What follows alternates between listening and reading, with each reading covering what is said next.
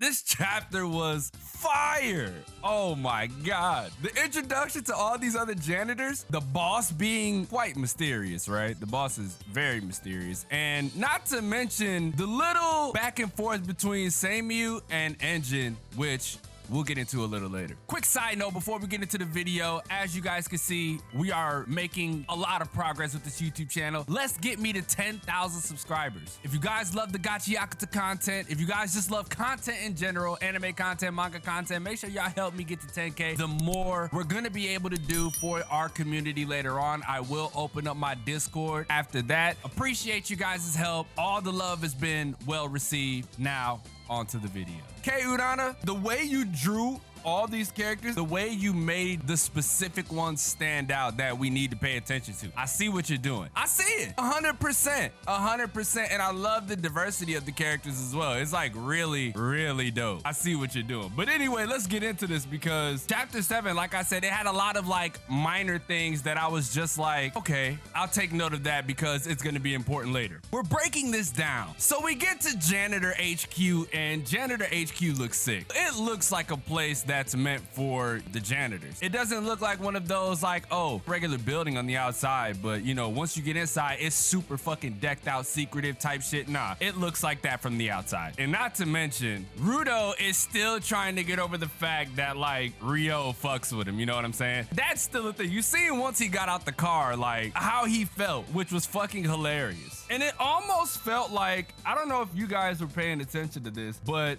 it was on page 3 where it looked like he was being tracked, which raises a lot of suspicion, right? It raises a lot of suspicion for things to come because we're gonna get into some like super serious like theory crafting, tinfoil hat type shit a little later on. So we get to Janitor HQ and we meet Seimu, and good Lord, she is beautiful. She already immediately noticed, right? You seen how she looked seeing Rudo. And funny enough, her ability is kinetic vision, which helps her like see a person's true nature. And like she could just tell what you are just by channeling her energy into the glasses. And this is where things get interesting because she notices his ability, right? She's like, oh yeah, you know, his physical ability is strong and you know, he can harmonize with his Jinky and stuff like that, but he obviously needs to train his powers. That's gonna come, you know, that's par for course. But I'm gonna get into a little bit of theory crafting here. And she was like, also, and it was mad quiet, she was like, you got shit all over your neck. Engine busted out laughing and was like, that's why you're being swarmed by flies, right? Swarmed by flies. Keep that in mind. Engine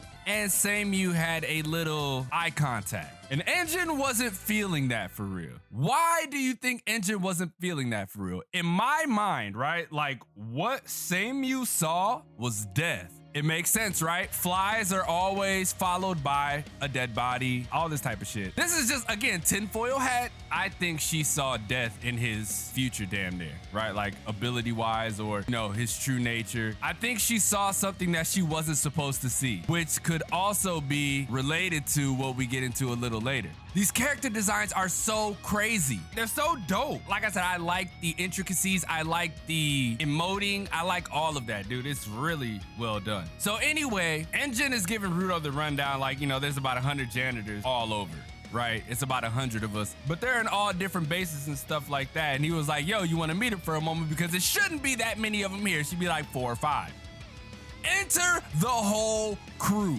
Bro, when I tell you I lost my shit because I was just like, these characters look fucking dope. And the 4 that they focused on, I was just like, okay, mental note, these characters are gonna be very important for Rudo's growth, and they're gonna be very important like later on anyway, because anytime you're reading a manga, anytime you're watching an anime, there's always a moment where you're introduced to new cast members who are very important, and it's just like this. When we met the captains in Bleach, right? That's a moment that reminded me of that. Like the significance of seeing all of them makes you have to take a mental check note like, okay, like I said, this is gonna be very important later on. And by the way, the little homie on the bottom left, the little homie with the pacifier, to me might be the strongest character. I don't know why, he just gives off that strong ass character energy. And Engine wasn't playing with that shit, right? And then on top of that, there's Milia back there too. She reminds me of Milia from Guilty Gear, but that's besides the point. Engine was like, It's kind of too crazy. Do you see little Rudo underneath his arm, bro? So we get up out of there. We get the hell up out of there. And here's why I say, like, more tinfoil hat shit. We get to the boss's room. Engine and Rudo start having a discussion before they get in the boss's room, like, look, then I'll ask how to get up there quickly. And Engine's like, huh? You're gonna say, tell me a way to go up there the moment you meet the boss? I told you, information is valuable no matter what, and getting it isn't as simple as you think. In exchange, you tell me directly that you will be working here on your own. Also, I said to myself that I need you to do it. Don't ask the boss about Jinkies. I mean, we don't even know what the boss's Jinky is. We haven't been told of its ability. However, the janitors still respect the boss because their true strength stems from our complete loyalty.